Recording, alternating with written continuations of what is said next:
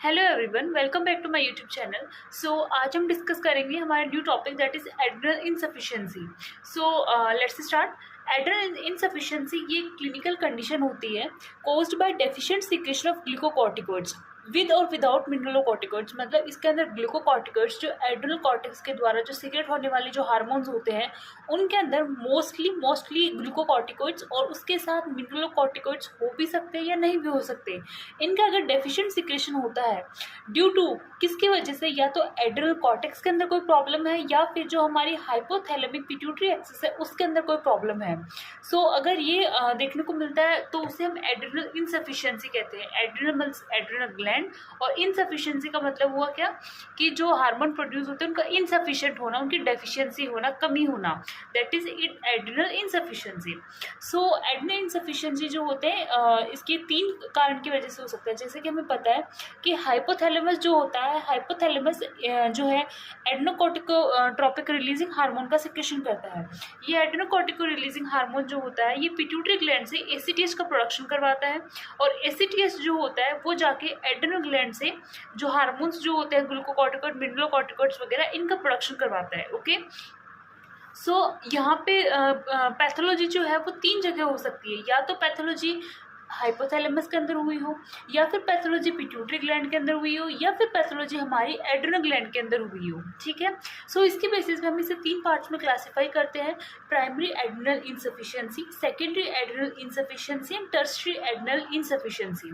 Primary adrenal insufficiency जिसे हम addition disease भी कहते हैं, इसके अंदर प्रॉब्लम कहाँ है, पैथोलॉजी कहाँ है, वो है हमारी एड्रिनल कॉर्टेक्स के अंदर, हमारी एड्रिनल ग्लैंड के अंदर। ठीक है, ड्यू टू द डिस्ट्रक्शन और डिसफंक्शन ऑफ एड्रिनल कॉर्टेक्स में कोई डिस्ट्रक्शन हुआ है या कोई डिसफंक्शन हुआ है, उसकी वजह से हार्मोन का लेवल कम हो रहा है, that is primary adrenal insufficiency. Okay, यहाँ पे कॉर्टिसोल भी कॉर्टिसोल और एल्डोस्टेरोन जो होते हैं दोनों डेफिशिएंट होते हैं। यहाँ पे एसीटीएच का लेवल हाई होता है।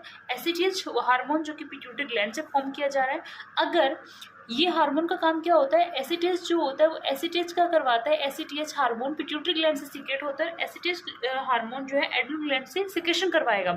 अगर एड्रिनल ग्लैंड्स के जो हार्मोन्स हैं उनका लेवल कम हो जाएगा तो एसीटीएच और ज़्यादा प्रोड्यूस होगा ताकि क्या करे, एड्रिनल कॉर्टेक्स को स्टिमुलेट करे, है ना, कि आप पे और ज़्यादा जो हार्मोन्स हैं उनको प्रोड्यूस करो। यहाँ पे एसीटीएच का लेवल जो है इस कंडीशन में हाई देखने को मिलता है।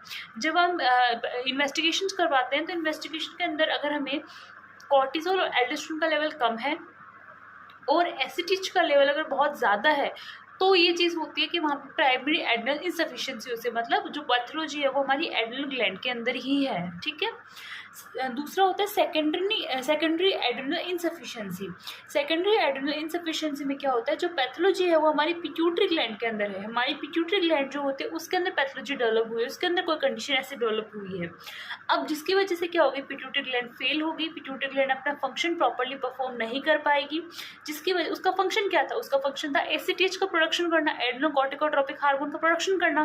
तो अब वो एड्रेनोकॉर्टिकोट्रोपिक हार्मोन का प्रोडक्शन प्रॉपरली नहीं कर पाएगी तो हार्मोन का लेवल क्या हो जाएगा, कम हो जाएगा।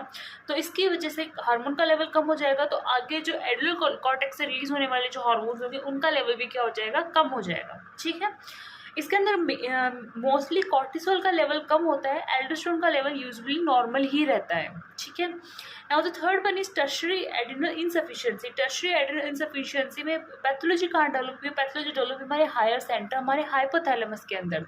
हाइपोथैलेमस जो एड्रेनोकॉर्टिकॉइड रिलीजिंग हार्मोन सीक्रेट करता था, अब वो सीक्रेट आउट नहीं कर पाएगा। ठीक है, अब हम बात करते हैं, हमने डेफिनेशन देख ली, हमने क्लासिफिकेशन देख ली, अब हम बात करते हैं कॉजेज़ की। क्या क्या कॉजेज़ हो सकते हैं। कॉजेज़ जो होते हैं इसको हम दो पार्ट्स में डिवाइड करेंगे कॉजेज़ को, that is primary causes and the secondary causes.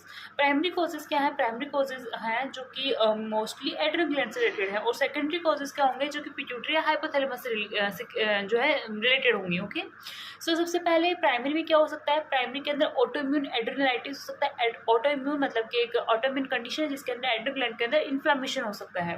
Tuberculosis के पेशेंट के अंदर देखने को मिल सकता है। मेटास्टेटिक मैलिग्नेंसी जो कैंसर कंडीशन होते हैं, कैंसर कंडीशन या कैंसर के जो पेशेंट होते हैं उसके अंदर ये चीज़ें देखने को मिल सकती हैं। The fourth one is adrenal haemorrhages. Adrenal gland के अंदर हेमरेजेस, इसमें एक एग्जांपल होता है वाटर हाउस, फ्रेडरिशन सिंड्रोम। ये जो होता है नेजेरिया मेनिंजाइटिस जो ऑर्गेनिज्म होता है उसके द्वारा ये जो इन्फेक्शन किया जाता है और उसे हम वाटर हाउस फ्रेडरिशन सिंड्रोम कहते हैं। इसको एड्रेनल हेमरेज कहते हैं। एड्रेनल ग्लैंड जो है उससे हेमरेजेस स्टार्ट हो जाते हैं, ठीक है। And the fifth one is HIV की वजह से फंगल को इन्फेक्शन हो सकता है, या फिर बायलेटरल एड्रेनलेक्टोमी, जो ग्लैंड है एड्रेनल ग्लैंड है उसको रिमूव कर दिया गया हो, उसकी वजह से एड्रेनल इंसफिशिएंसी होती है, या फिर कंजेनिटल एड्रेनल हाइपरप्लेशिया हो सकता है। कुछ ड्रग्स होती हैं जैसे मेट्राप्रोन होती है एथमोइडेट एटसेट्रा, कुछ ड्रग्स होती हैं जो कि क्या करती है, ये एड्रेनल इंसफिशिएंसी जो होती है कॉज कर सकती है, ठीक है। Now the second one is secondary. Secondary के अंदर क्या हो सकता है कि कोई पर्सन है उसको लंबे समय से ग्लूकोकॉर्टिकॉइड थेरेपीज चल रही हैं, अचानक वो ग्लूकोकॉर्टिकॉइड थेरेपीज जो है उनको हम विड्रॉ कर दें, उनको हम हटा दें, ठीक है। तो उसकी वजह से अचानक हटाने की वजह से भी क्या हो सकती है, एड्रेनल इंसफिशिएंसी कंडीशन प्रोड्यूस हो सकती है। सो ये सेकेंडरी कॉज के अंदर आता है। दूसरा हाइपोथैलेमस या पिट्यूटरी ग्लैंड से रिलेटेड, इनसे रिलेटेड अगर कोई भी डिजीज है या फिर कोई भी पैथोलॉजी है जिसकी वजह से एड्रेनल इंसफिशिएंसी हो रही है, देन वो भी सेकेंडरी कॉज के अंदर आता है, ठीक है। अब हम बात करते हैं क्लिनिकल फीचर्स की। तो क्लिनिकल फीचर्स जो है वो क्या क्या क्लिनिकल फीचर्स जो है वो देखने को मिलेंगे। सो अगर हम क्लिनिकल फीचर्स की बात करते हैं तो क्लिनिकल फीचर्स के अंदर सबसे पहले पर्सन के अंदर वीकनेस देखने को मिलेगी बहुत। अगर जो है हमारा ग्लूकोकॉर्टिकॉइड्स, मिनरलोकॉर्टिकॉइड्स अगर ये सेक्रेट आउट नहीं होंगे तो पेशेंट के अंदर वीकनेस आएगी। सबसे पहले वीकनेस देखने को मिलेगी, पर्सन बहुत थकान फील करेगा, एनोरेक्सिया हो जाएगी, उसको भूख नहीं लगेगी बिल्कुल भी, एब्डोमिनल पेन देखने को मिलेगा, वेट लॉस होगा, अगर भूख नहीं लगेगी तो वेट लॉस होगा, एंड साथ में नोजिया वॉमिटिंग, ये कुछ हमारे जनरल सिम्टम्स होते हैं, ठीक है। उसके अलावा अगर सिस्टमिक सिम्टम्स देखें, अलग अलग सिस्टम की अगर बात करते हैं, जैसे स्किन है, स्किन के अंदर क्या होगा, हमारे हाइपर पिगमेंटेशन देखने को मिलेगा, ठीक है।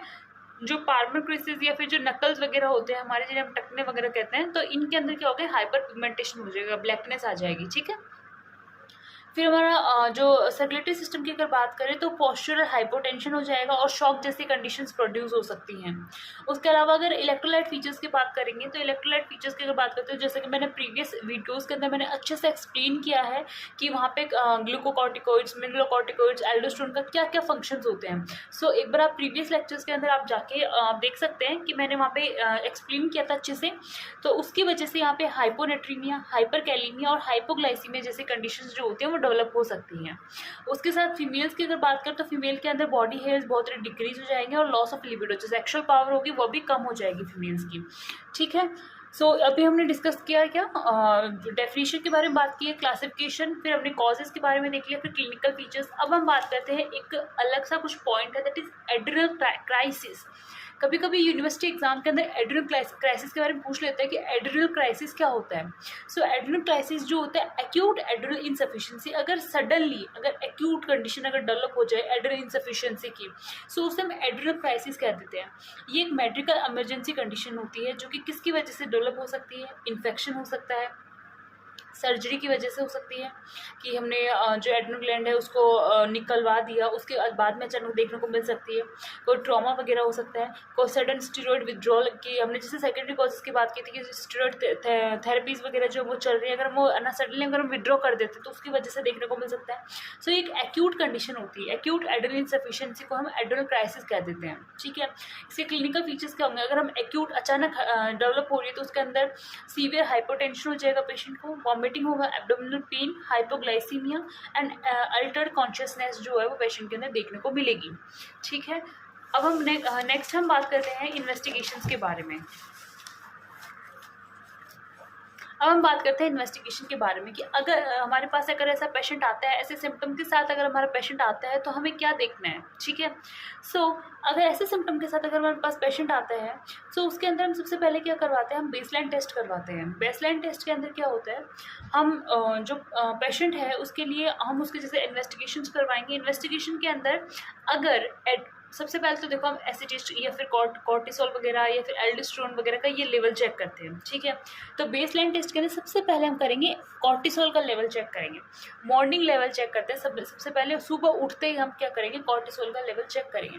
कॉर्टिसोल का लेवल कम है, जैसे कि हमने बात की एड्रेनल इंसफिशिएंसी क्या होता है कि हार्मोन का लेवल कम हो रहा है तो जो सीरम के अंदर लेवल क्या होगा, कम देखने को मिलेगा, ठीक है। तो कॉर्टिसोल का लेवल कम है।